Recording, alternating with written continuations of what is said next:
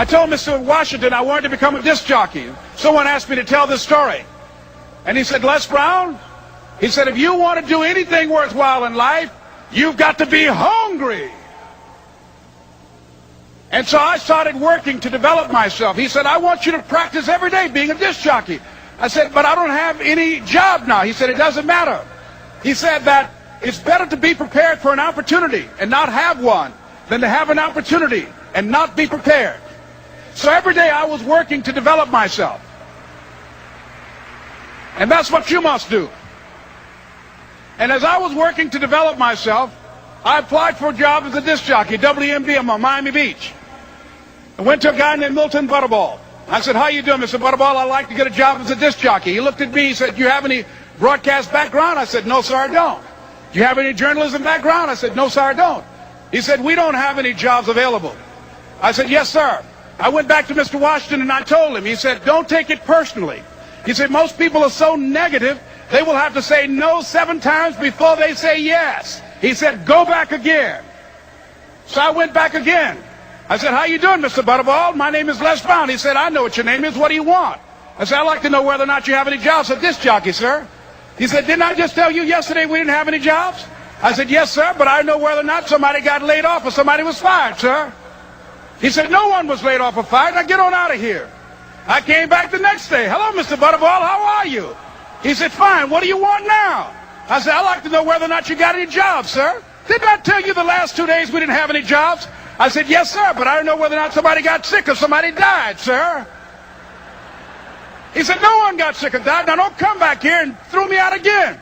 I came back the next day like I was seeing you for the first time. I said, hello, Mr. Butterball. How are you? He looked at me with rage. He said, go get me some coffee.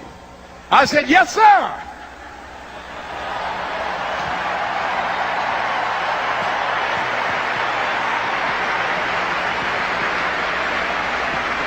And I went to get him some coffee.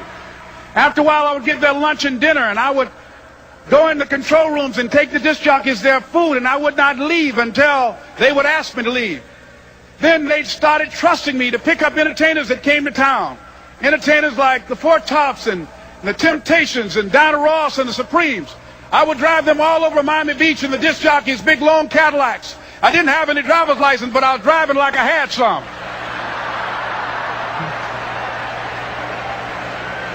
And one day, one Saturday afternoon, while I was at the radio station, a guy named Rock was drinking while he was on the air.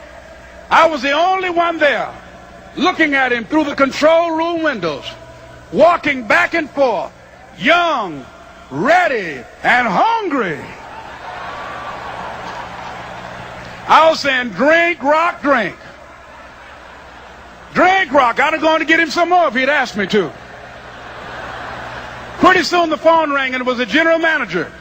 And I answered the phone. I said, hello? He said, Les, this is Mr. Klein. I said, I know. He said, Rock can't finish his program. I said, I know. He said, would you call one of the other DJs in? I said, yes, sir. I hung the phone up. I said, now he must think I'm crazy. I called my mom and my girlfriend, Cassandra. I said, y'all turn up the radio and come out on the front porch. I'm about to come on the air.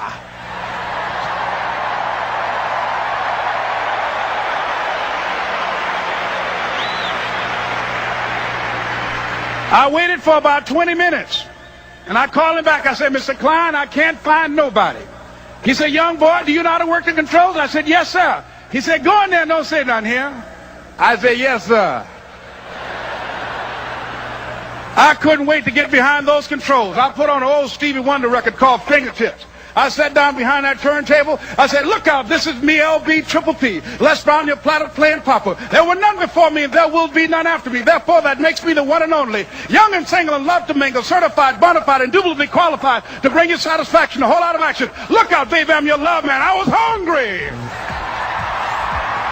I was hungry. You gotta be hungry.